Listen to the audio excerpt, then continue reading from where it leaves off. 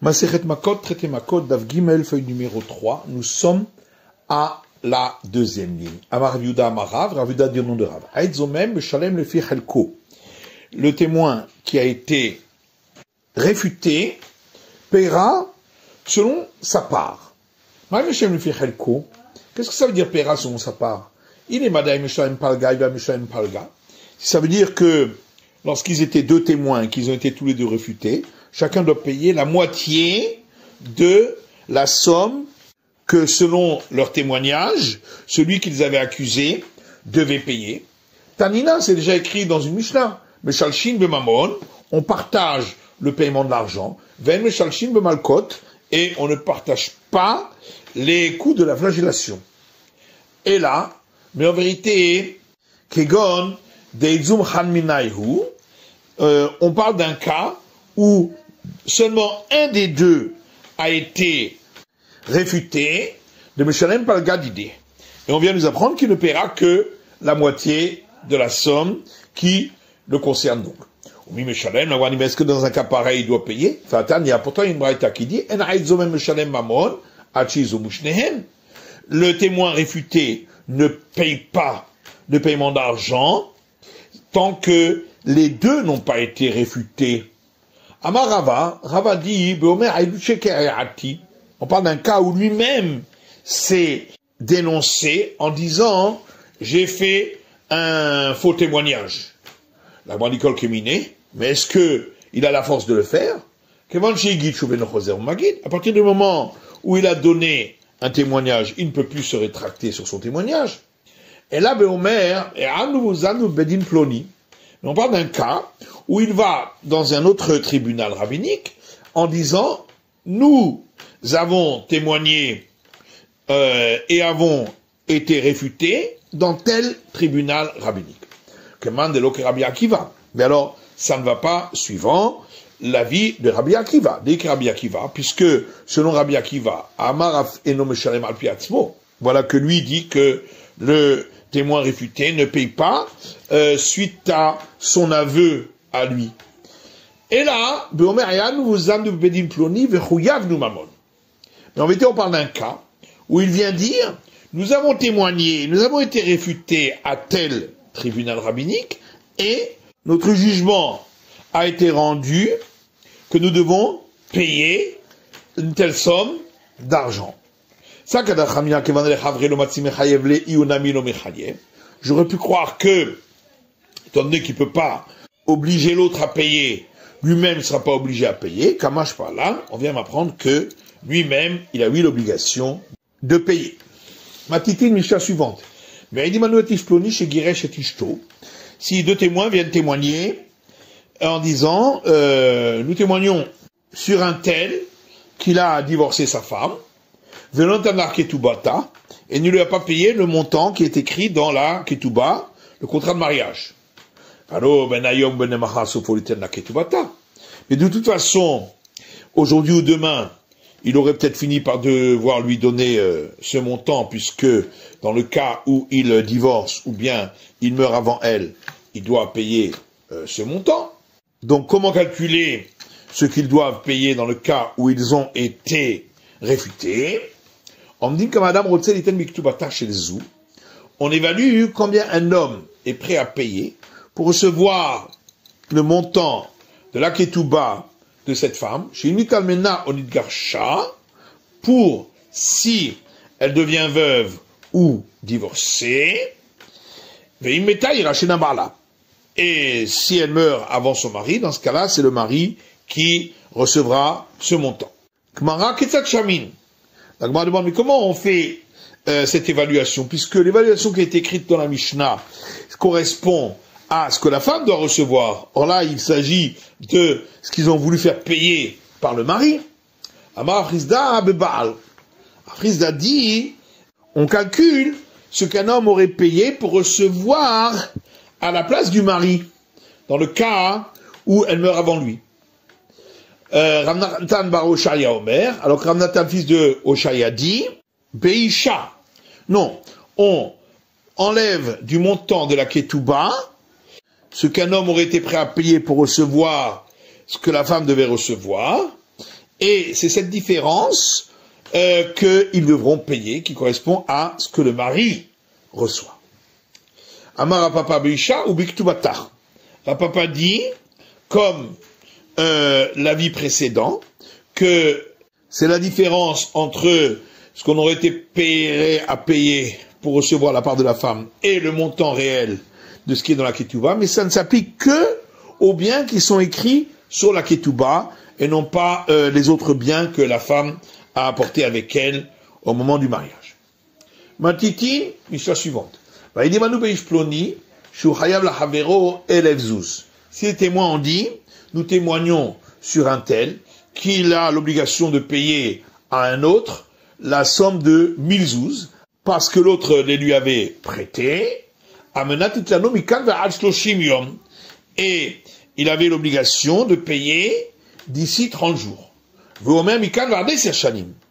Et l'intéressé dit qu'il avait l'obligation de payer d'ici 10 ans. Et les témoins ont été réfutés. On dit,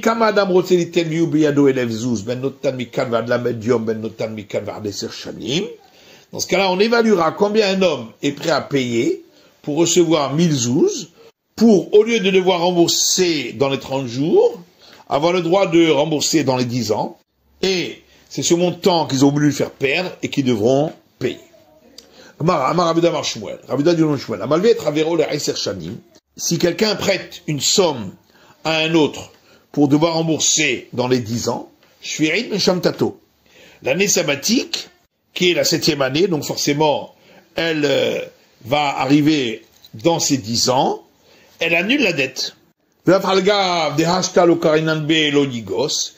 que, lorsqu'intervient cette année sabbatique, on ne peut pas appliquer le verset qui dit « il ne pourra pas demander l'encaissement », puisque de toute façon, le temps de l'encaissement n'est pas encore arrivé, sauf à l'idée de l'Oligos. Mais, malgré tout, à la fin, il va finir par s'appliquer cet interdit d'encaisser, c'est pourquoi la dette est annulée. Au titre Rav Kahana objecte à partir de notre Mishnah qui dit Omdim kama adam rotzeliten veyu elef zuz beyado beniten mikan vad shloshim yon beniten mikan vad 10 shanim. On évalue combien un homme est prêt à payer pour qu'on lui prête 1000 zouz entre s'il doit rembourser d'ici 30 jours ou s'il doit rembourser d'ici 10 ans. Or si tu dis que s'il s'agit d'un prêt de 10 ans, l'année sabbatique annule le prêt, alors c'est l'ensemble de la dette qui devrait rembourser, puisque si c'était une dette de 10 ans, il n'aurait pas besoin de rembourser du tout. Amar Rava dit ici dans notre Mishnah, de quoi parlons-nous? Du cas où il a prêté contre un gage, ou ou s'il a transmis ses contrats de créance au tribunal rabbinique, car dans ces cas-là, l'année sabbatique n'annule pas la dette. Ditnan, comme c'est écrit dans une Mishnah, Malvé à la Mashkon, celui qui prête contre un gage, va amoser ashtarotav le beddin, et celui qui transmet ses actes de créance à un tribunal rabbinique, ein mashmitin, il n'y a pas d'annulation des créances pour lui. Ika d'Amré, d'autres disent, Amar Rabuda Mar Shmuel, Rabuda dit au nom de Shmuel, Amalvé et Travero le Aïsar Shanim, si quelqu'un prête à un autre pour 10 ans, En Shvirit Mesham Tato, l'année sabbatique qui intervient en milieu n'annulera pas la dette puisqu'elle intervient avant la fin de la durée du prêt. L'idée Eloïgos, bien que à la fin de la durée du prêt pourrait peut-être s'appliquer ce verset qui dit il ne pourra pas encaisser, Ashtamia Lokainam Eloïgos. Mais cependant, lorsqu'intervient l'année sabbatique, on ne peut pas appliquer ce verset puisque c'est pas encore le temps de l'encaissement. C'est pourquoi il n'y a pas d'annulation. Amar Rav Kahana dit Afanana Mitalina. Nous aussi, nous l'avons vu dans une Mishnah, c'est-à-dire notre Mishnah qui dit Omdin Kama Adam Rotzeliten, nous évaluons combien un homme est prêt à payer pour avoir un prêt de 1000 zouz, beniten mikan v'ad lamed yom, beniten mikan v'ad 10 shanim. Entre s'il doit rembourser d'ici 30 jours ou s'il doit rembourser d'ici 10 ans. Si tu dis que l'année sabbatique annule la dette lorsque c'est pour 10 ans, devraient, les témoins qui ont été réfutés, payer l'ensemble de la dette. Amar Rava dit Skinan, mais malvé à la mashkon. On parle ici d'un cas où il a prêté contre un gage, ou si il a transmis ses actes de créance au tribunal rabbinique. Dites-nous, parce que c'est marqué dans une Mishnah. Malvé à la mashkon, si quelqu'un a prêté contre un gage, et celui qui a transmis ses actes de créance à un tribunal rabbinique, ein mashmitin, ces créances ne sont pas annulées.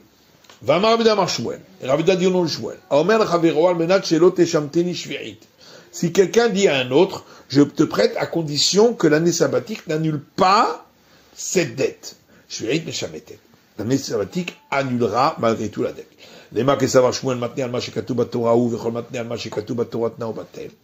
Est-ce que ça veut dire que Shmuel pense que ça s'appelle faire une condition contre ce qui est écrit dans la Torah?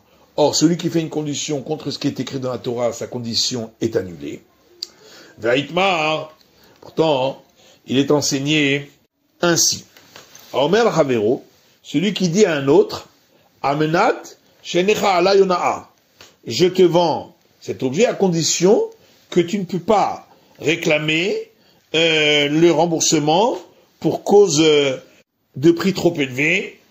Rav Omer, yeshlo alavona. Rav dit, il pourra réclamer à cause du prix trop élevé, puisque c'est ainsi la règle dans la Torah.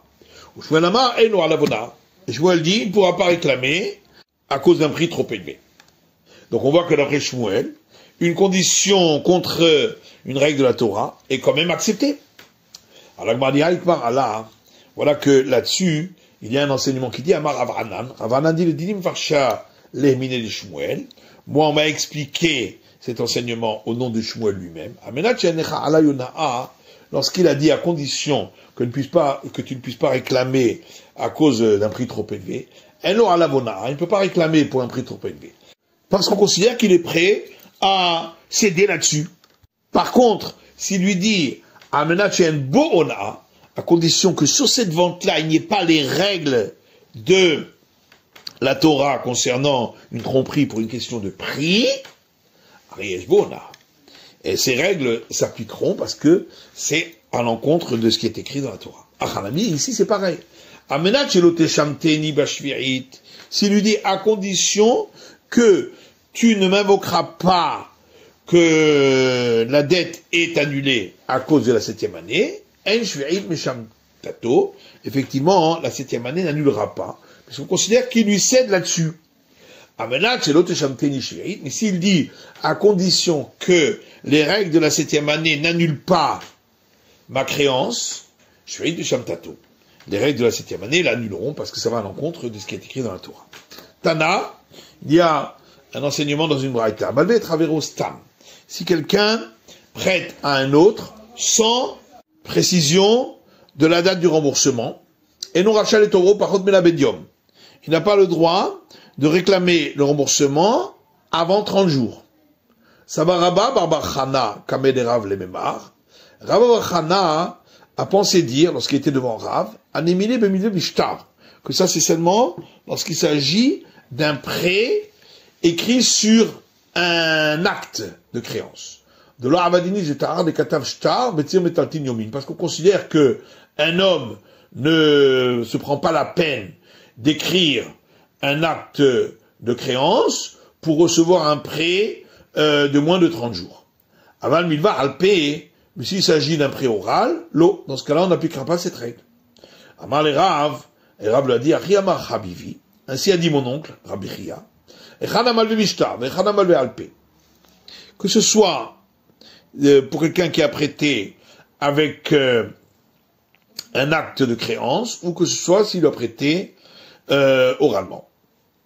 Tanya Namiachi, et il y a une braïta qui dit également cela. Amalvé Travero Stam, si quelqu'un a prêté à un autre sans précision de la date du paiement, et non rechal le toro par contre il n'a pas le droit de lui réclamer le remboursement à moins de 30 jours. Que ce soit un prêt qui est écrit sur un acte de créance, ou que ce soit c'était oral. Amal Shmuel et Rabatna. Shmuel dit à Rabatna, l'otetiva karer, ne t'assois pas sur tes jambes, anefarachtla le hashmata, avant de m'expliquer cet enseignement. Maintenant, Milta d'amour Rabanan, d'où vient cet enseignement des sages qui ont dit Amalvé travers au stam, celui qui prête à un autre sans précision de la date du paiement, et non rechal le taureau par contre mena médium. Il ne peut pas lui réclamer avant 30 jours.